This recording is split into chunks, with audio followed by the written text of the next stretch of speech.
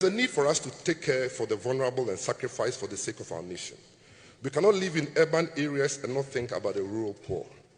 Mr. President, the Ghana card should bridge this gap. It should not only be touted as a travel document that can be presented at airports. Airport travel in Ghana is largely a luxury and is an elite activity. The Ghana card could also be used to means test access to social intervention programs. We can help the poor without necessarily benefiting the rich.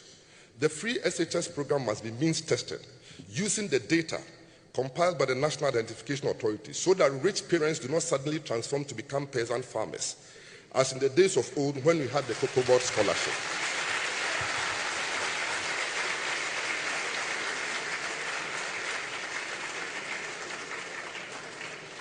Students from comfortable backgrounds who attended expensive basic schools must pay fees at the senior high school level so that resources are free to fully cater for the poor and vulnerable.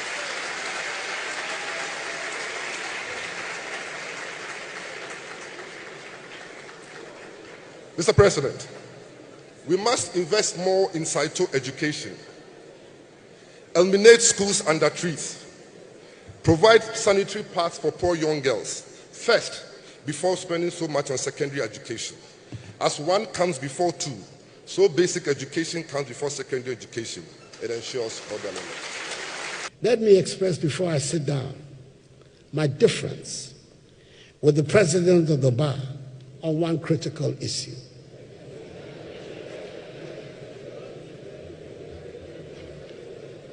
People who can afford to pay fees for the education of their wards should send them to fee-paying private schools. Public schools,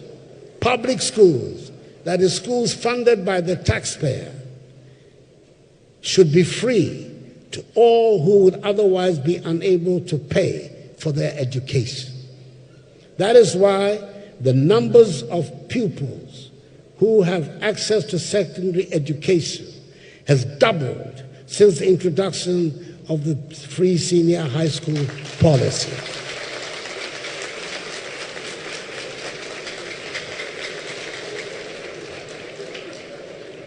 And that over 5.7 million persons have benefited from the policy since its inception. The full impact of this dramatic development will be felt in due course and will far outweigh the small number of privileged parents who can afford to pay for the education of their wards.